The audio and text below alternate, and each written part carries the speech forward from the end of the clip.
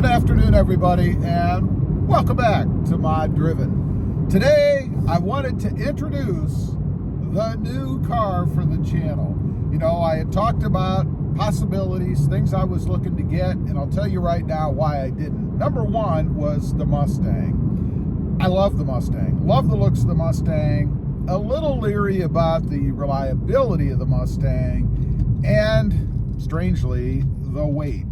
The Mustang is a heavy vehicle, at least in my experience. It feels heavy, the doors are heavy, they're huge. Of course, it's a two-door, and I did want a two-door. I wanted a coupe. That was one of my stipulations, as well as a manual transmission. Now, I could have gotten over that, no big deal, but I couldn't find anything that I really liked. And I was set on buying from CarMax, so I limited myself there, granted, but I couldn't find any that I wanted, so I ruled out the Mustang. Secondly was the Subaru WRX. Right off the bat, it's a four-door. I didn't want a four-door. I decided I really didn't want a hatchback, and I don't know a whole lot about the Subarus, honestly. So there could have been some fun in discovering that car, but I still had kind of a bad taste in my mouth from when I drove one years ago, and how industrial, how hard it felt on the inside. If that makes any sense. It's kind of a personal thing, you know? So I ruled out the Subaru WRX. You may have figured out already, if you watch the channel, that I decided to go with the Honda. I love Hondas. I've had many Hondas over the years. I think they're an awesome car, reliable, all kinds of good stuff in them that works right. And that's why I decided to go with it, really my love for the Honda, particularly the Civic. Now, something that I've never had before is the coupe. I've never had a coupe. I've never had a manual coupe. I have had a handful of manuals. I've had the hatchback, the Sport S, I think it was. It was a manual. I had the Type R. Of course, it was a manual. Not a very comfortable car, but really fun to drive, really quick. A little tight on the transmission, on the shifting. It's just the way they have it set up. Again, another personal thing. Nothing wrong with the car. I did have fun with it when I had it. But this car, I love. It is the coupe, as I mentioned. It is a manual. It's got, right now, as I'm driving it, 15,321 miles. So, still, really, just like new. Whoever had it before didn't drive it a whole lot because it is a 2020. It is a four-cylinder. It is not a turbo.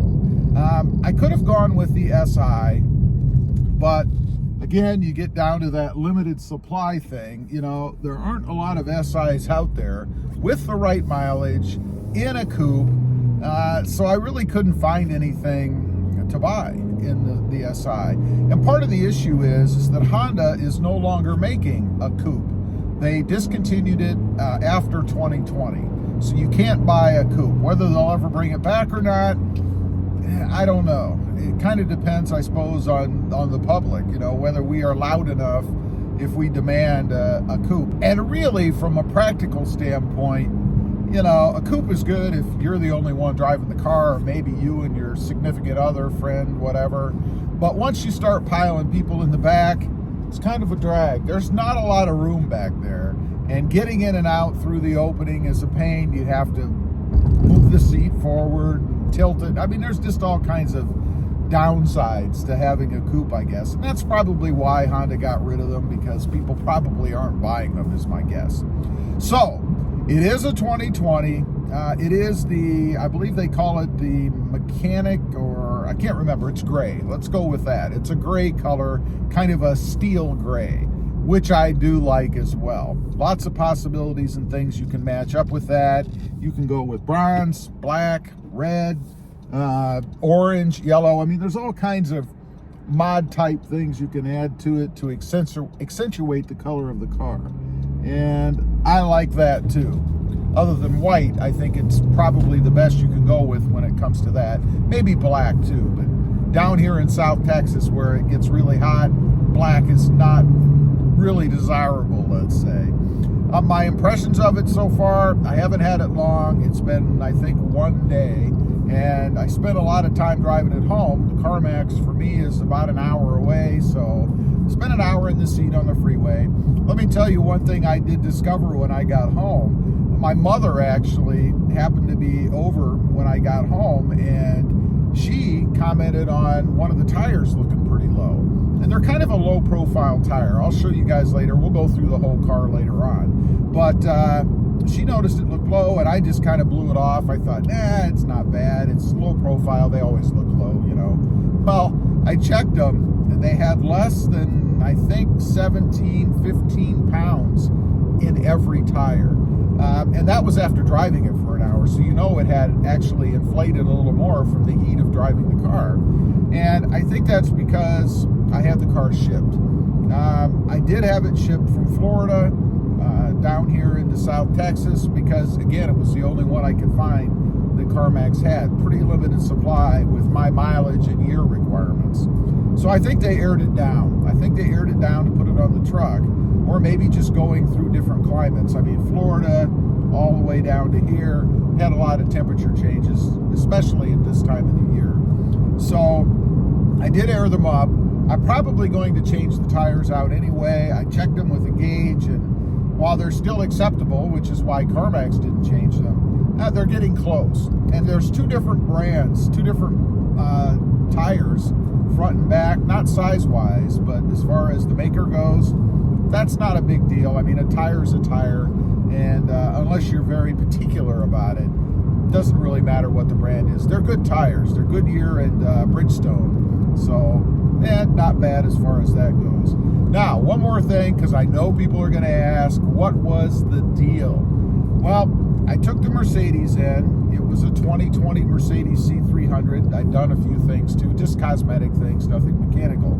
And I got $35,000 for that car. I think I paid a little over $36,000. So in essence, I rented it for about 3 or 4 months. It cost me about, what would that work out to be? $250 a month, something like that. Not bad. You really can't rent a car for any better than that of that caliber, I don't think. So I'm happy with what I got for it, $35,000. The price on this car was $25,000 and some odd change. So I walked out of the dealer with, I don't know, a little over $8,000 in cash. Not too bad, not too bad at all. I'm happy with the deal.